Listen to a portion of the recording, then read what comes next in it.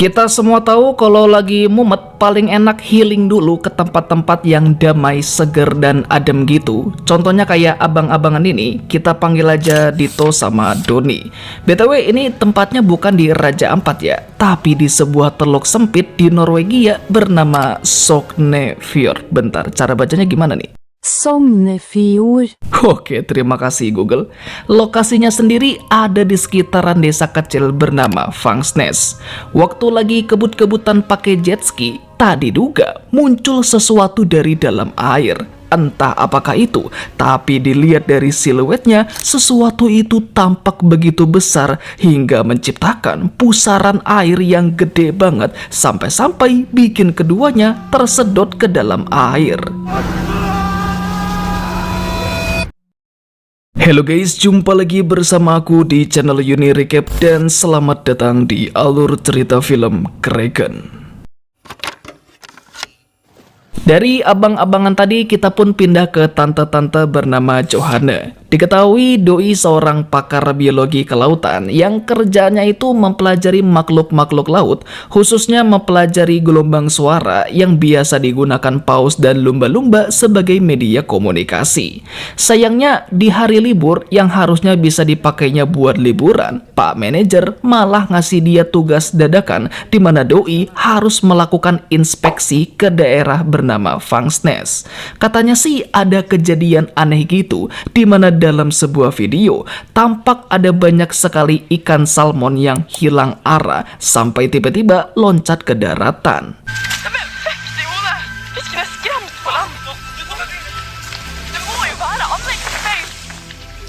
Entah apa penyebabnya, tapi banyak yang bilang kalau ini semua terjadi gara-gara ulah dari peternakan ikan di daerah tersebut. Ya, jadi di daerah Vangsnes terdapat sebuah peternakan ikan salmon yang dikelola oleh suatu company.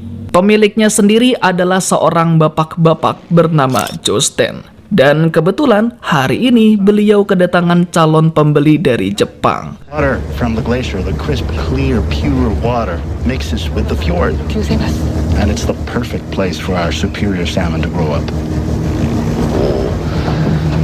Harus diakuin ikan-ikan salmon yang dihasilkannya memang sangat berkualitas, di mana rahasianya terletak pada teknologi yang mereka gunakan. Nah, jadi untuk memastikan salmon-salmon yang mereka ternak bebas dari kutu maupun parasit, mereka menggunakan alat bernama Sonic Lice. Cara kerjanya cukup simpel. Sonic Lice akan memancarkan gelombang ultrasonik yang dapat membasmi kutu-kutu dengan aman. Lebih hebatnya lagi, cukup 2 karyawan aja untuk mengurus peternakan ini, yaitu ada George sebagai kepala teknisinya dan juga Eric sebagai pengawas lapangan. Di sini salah satu orang Jepang sempat nyeletuk kalau penggunaan gelombang ultrasonik bisa saja malah bikin ikan-ikannya jadi stres atau bahkan sampai merusak ekosistem yang ada di teluk ini.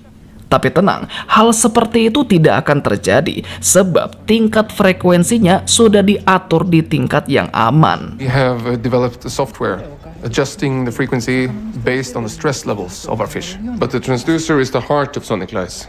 Ketika semua tamu dari Jepang itu udah pada pergi, kita pun masih bisa ngintipin George dengan Eric yang lagi kerja, dan ternyata kerjaannya lebih cincai dari yang saya kira. Setelah Eric melakukan pengecekan pada salah satu perangkat Sonic yang hendak digunakan, mereka pun tinggal mencelupkannya ke dalam tambak. Dan untuk mengatur tingkat frekuensinya sudah jadi tugasnya George yang berada di ruang kendali. Tapi tunggu sebentar. Ada kejanggalan yang bisa kita perhatikan di sini tanpa Eric sadari. George mengatur frekuensinya ke tingkat yang sangat tinggi sampai memicu bunyinya alarm, tapi dengan cepat dimatikan sama si George. Attention, reduce sonic line. Deactivating alarm. Saya sendiri juga nggak yakin sih, tapi sepertinya ada sesuatu yang sedang disembunyikan oleh George. Sementara itu tibalah Johanna di Vangsnes dan gila, ini tempat bagus banget coy. Jadi gak heran sih ada banyak turis mancanegara yang jauh-jauh datang ke tempat ini. Di sana doi juga ketemu sama Jostein beserta keluarganya. Ini istrinya Henrietta yang bekerja sebagai polisi. Terus ada putrinya yang bernama Maria. Rupanya Johanna cukup dekat dengan keluarga ini karena dulunya doi pernah nyambi jadi babysitternya Maria. Usut punya usut, rupanya Maria juga aktif sebagai aktivis kelautan bareng dua temennya, si Gondrong Havard dan juga si Botak Kato.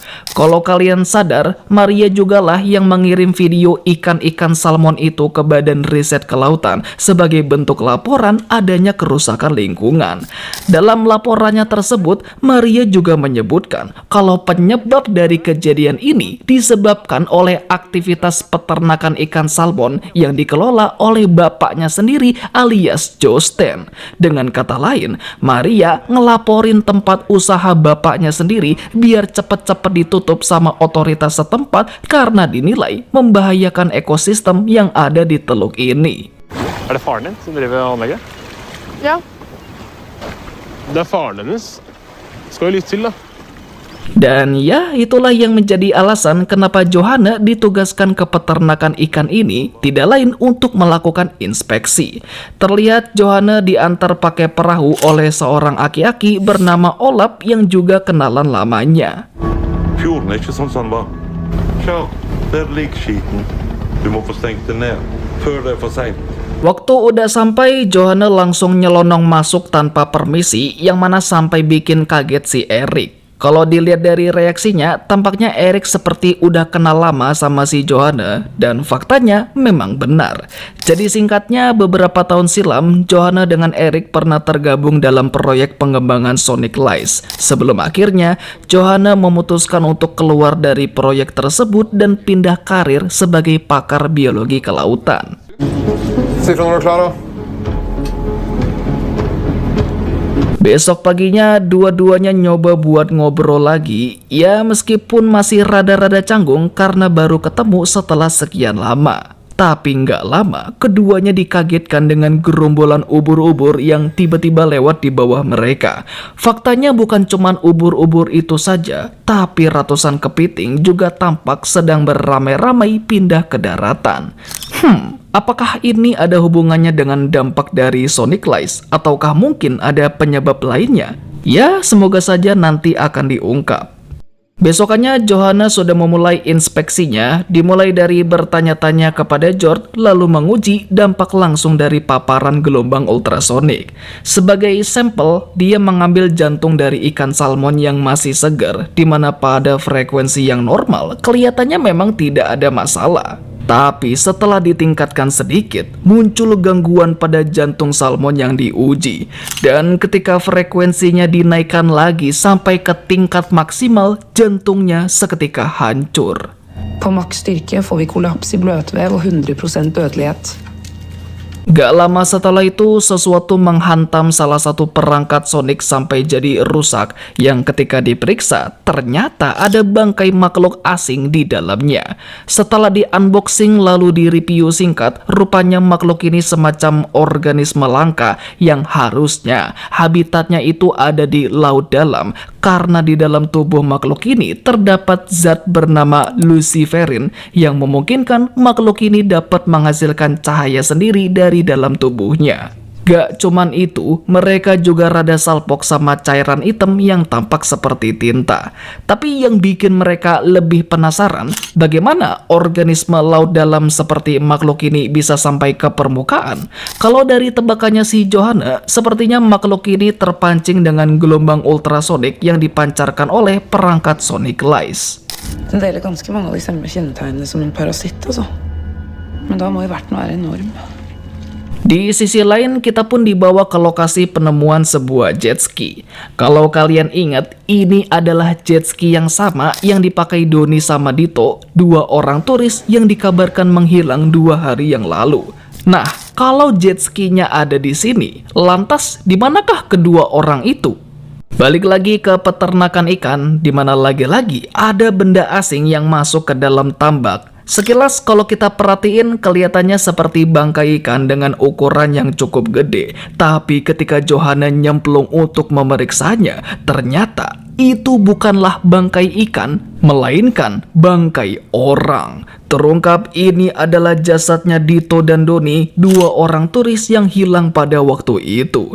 Gak cuman itu, di sekujur badan kedua jasad ini ada banyak cairan aneh yang bisa bersinar dengan sendirinya, yang mana itu adalah luciferin, zat yang sama yang sebelumnya dia temukan pada organisme laut dalam. Melihat jumlah luciferin yang sebanyak ini, Johanna jadi takut kalau penyebab kematian kedua turis ini bisa jadi dimangsa oleh makhluk laut dalam yang ukuran tubuhnya sangat-sangat besar. Det här må ha kommit från ett dyr djupt nere i havet. Om den mängden luciferin som det här så må dyret vara stort. Besok paginya di tempat lain ada kumpulan orang yang lagi main perahu kano. Terlihat beberapa dari mereka ada yang bisa freestyle membolak-balikan perahu seperti ini. Sayangnya ada satu orang yang skill issue di mana dia kesulitan untuk memutar balikan perahunya ke atas lagi. Tanpa mereka sadari, kabut tebal tiba-tiba datang dan di saat yang sama sesuatu yang sangat besar tiba-tiba menyapu mereka semua.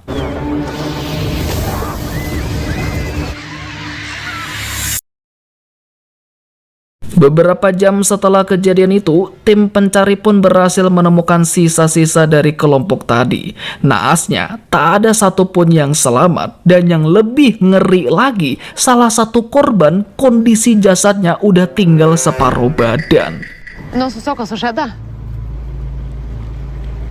Nampaknya ketakutan Johanna soal serangan makhluk laut dalam memang benar adanya. Terlebih lagi, kejadian serupa nyatanya pernah terjadi sekitar 50 tahun yang lalu, dan itu adalah waktu ketika Olaf masih bocil. Kala itu kabut tebal secara tiba-tiba datang dan bersamaan dengan itu muncul bayangan raksasa mengerikan yang tampak seperti monster. Det var tett tåke. Og plutselig var det så hele fjorden bare kokte. Så kommer det en svære skygge. Så bare forsvant den. Kalau apa yang diceritakan Olaf barusan itu benar, maka artinya mereka telah membangunkan sesuatu yang harusnya tidak mereka ganggu. Dan diduga kuat, gelombang ultrasonik yang mereka pancarkanlah yang telah membangunkan makhluk raksasa itu. Dugaannya ini semakin diperkuat ketika dia mencocokkan berbagai data yang sudah dikumpulkan dan terbukti kalau tingkat frekuensi yang selama ini dipancarkan oleh perangkat Sonic Lies rupanya udah disetting pada tingkat yang sangat tinggi sampai hampir melebihi batas maksimal. Above blocking level. Above blocking level. Dan kalau kalian ingat, hal ini senada dengan adegan di awal-awal di mana alarm peringatan berbunyi tepat setelah George menaikkan tingkat frekuensinya. Attention. Reduce sonic line. Deactivating alarm. Sewaktu ditunjukkan kepada Eric, nyatanya Eric juga baru tahu sama hal ini. Jadi itu artinya Eric sendiri juga sudah dibohongin oleh George, di mana catatan digital yang biasa dia baca setiap hari rupanya sudah dimanipulasi. Kemungkinan Jostein sendirilah yang menyuruh George untuk melakukan semua itu. Jadi tanpa pakai lama, dia pun langsung menelpon Jostein yang posisinya lagi tanda tangan kontrak sama orang Jepang kemarin. Well, waktu ditanya alasan kenapa dia menyeting frekuensinya sampai setinggi itu, Jostein menjawab, semua itu dilakukan semata-mata demi kepentingan bisnis. Det er bare noen få dager, så justerer vi tilbake. Vi signerer nå. Du blir steinrik, Erik. By the way, restoran yang jadi tempat meetingnya itu punya pemandangan bawah laut yang sangat estetik. Tapi sayang, bukannya ikan-ikan yang mereka lihat, melainkan mayat seseorang yang tiba-tiba muncul di hadapan mereka. Dan kayaknya ini tuh mayat dari salah satu pendayung kano tadi yang kondisi badannya sisa separuh badan.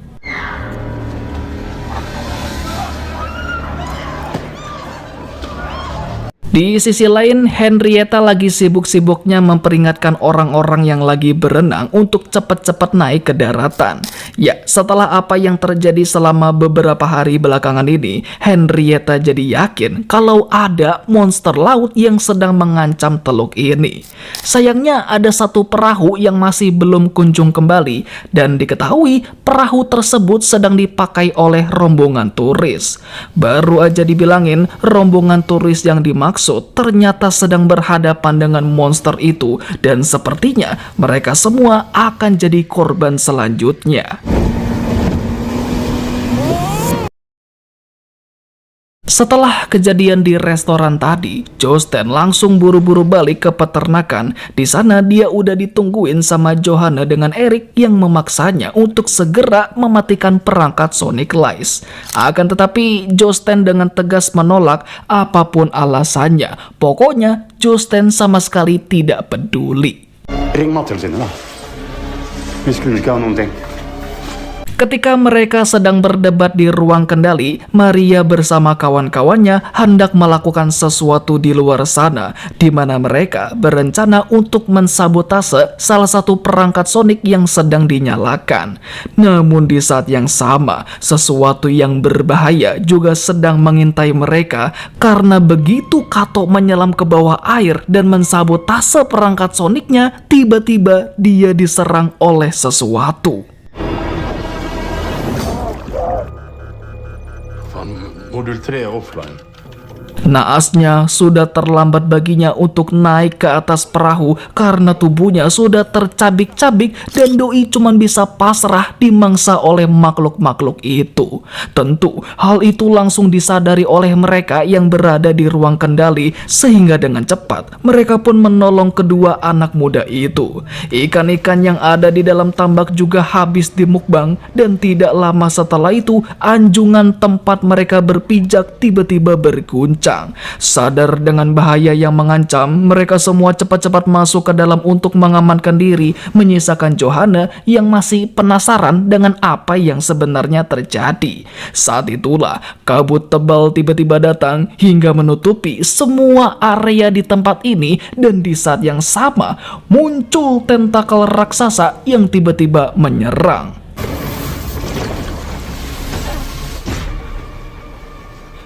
Ya, tidak salah lagi. Makhluk yang menyerang mereka adalah Kraken, monster gurita raksasa yang udah lama dianggap sebagai mitos. Lebih buruknya lagi, Kraken tidak datang sendirian, tapi monster ini juga datang membawa kawanan organisme parasit yang entah kenapa bentukannya itu mirip-mirip kepiting tapal kuda.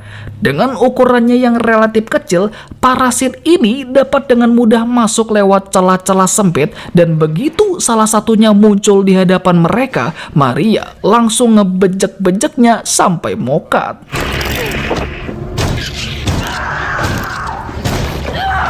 Sementara itu, George yang berada di ruang kendali dibuat pusing 7 keliling. Imbas dari guncangan tadi, seluruh sistem mendadak jadi error, di mana dia juga dikeroyok bunyi alarm yang tidak bisa dimatikan. Bangunan tempat mereka bertahan nyatanya tidak cukup kuat untuk menahan amukan dari monster itu. Terlebih lagi, sejumlah tentakel raksasa mulai masuk ke dalam, dan orang pertama yang diseret keluar adalah Maria.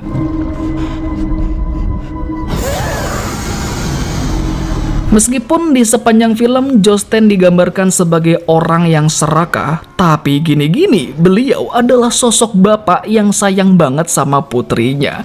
Bisa dilihat waktu Maria ketangkap, Jostein dengan gagah beraninya menyerang tentakel monster itu sampai Maria pun dilepaskan. Tapi tetap bahaya masih saja mengancam, dan begitu Jostein menghampiri putrinya, dua-duanya pun loncat ke dalam air untuk menghindari hantaman dari tentakel raksasa. Sadar kalau itu masih belum cukup, beliau pun memutuskan untuk menjadikan dirinya sebagai umpan demi bisa memberi Maria kesempatan untuk dapat kabur.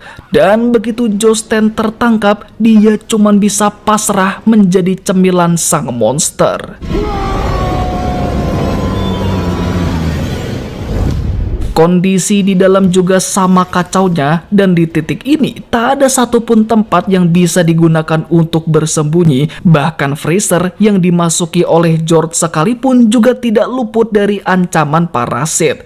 Bisa dilihat Halford yang sebelumnya udah masuk ke dalam langsung dimukbang salah satu parasit. Melihat ada satu parasit yang mendekat, bukannya langsung diinjak-injak seperti yang tadi dilakukan Maria. Ini orang malah sempat-sempatnya nge-review makhluk ini yang berujung kena semprot cairan hitam sampai dia terjatuh. Bahkan freezer tempat dia berada pun langsung ditarik ke dalam air.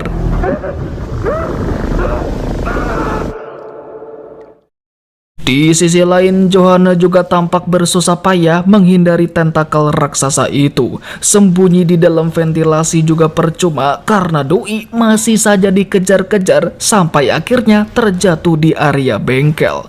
Nampaknya setelah dipikir-pikir lagi, tentakel dari monster itu rupanya sensitif terhadap berbagai macam gerakan yang ada di sekitarnya. Nah, teorinya kalau Johanna tetap tenang dan tidak banyak bergerak, maka si tentakel akan menganggapnya sebagai benda mati. Dan ternyata itu benar. Dengan IQ plus ketenangan, si tentakel cuman ngeraba-raba badannya si Doi. Eric yang baru datang juga diberi isyarat supaya tetap tenang, dimana dia pun berinisiatif menyalakan mesin baling-baling di sana guna mengecoh si tentakel sampai mereka pun bisa kabur.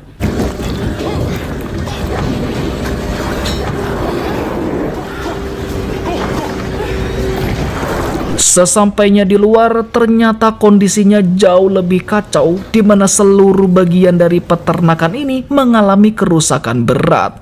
Namun setelah alarm yang berbunyi dimatikan secara paksa, si monster entah kenapa mendadak jadi sedikit lebih tenang. Melihat di luar sana ada Maria yang lagi lemes tak berdaya, Johanna pun lekas membantunya, sementara Eric berupaya memanggil bantuan dengan cara menembakkan flare gun yang untungnya dilihat langsung oleh Henrietta. Tapi bukan berarti masalah udah selesai, karena setelah itu si monster gurita menampakkan wujudnya secara langsung dengan niat mengintimidasi dan seakan memberitahu jika Maria, Eric, dan Johanna akan mati di tempat ini. Kalau udah begini, cuman satu yang harus mereka lakukan, yaitu melawan balik, di mana senjata yang akan mereka gunakan adalah perangkat Sonic Lace. Rencananya mereka akan menggabungkan 4 perangkat sonik menjadi sebuah bom untuk menghasilkan ledakan frekuensi yang diharapkan bisa menghabisi monster gurita itu. Tanpa mereka sadari, ada satu parasit yang hendak menggigit Maria, tapi beruntung Henrietta datang tepat waktu. Udah, Papa.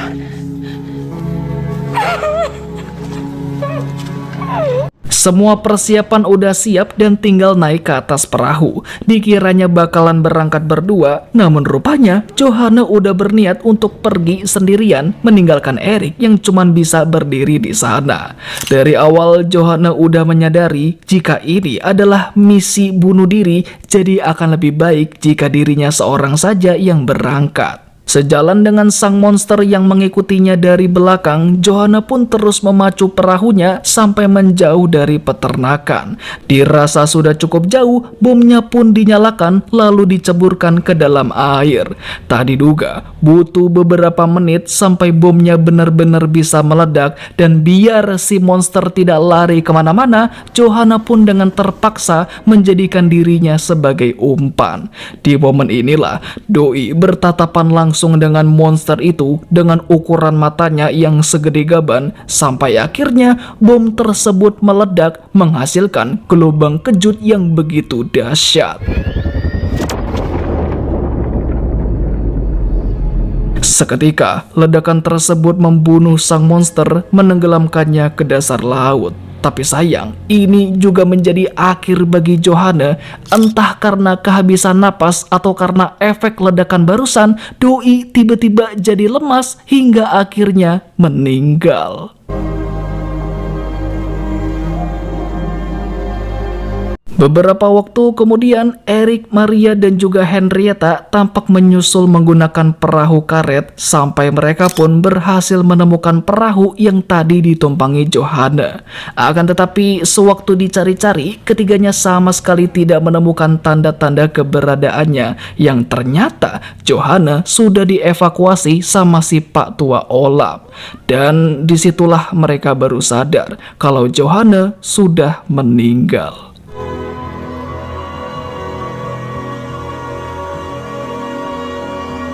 1 tahun pun sudah berlalu dan segalanya sudah kembali normal seperti biasanya. Semua orang percaya jika ancaman dari monster Kraken benar-benar udah selesai. Tapi tunggu sebentar, mereka sama sekali tidak sadar. Di dasar paling dalam dari teluk ini, sang monster ternyata sudah menyisakan 1 telurnya yang pastinya akan menjadi pembawa bencana di masa depan nanti.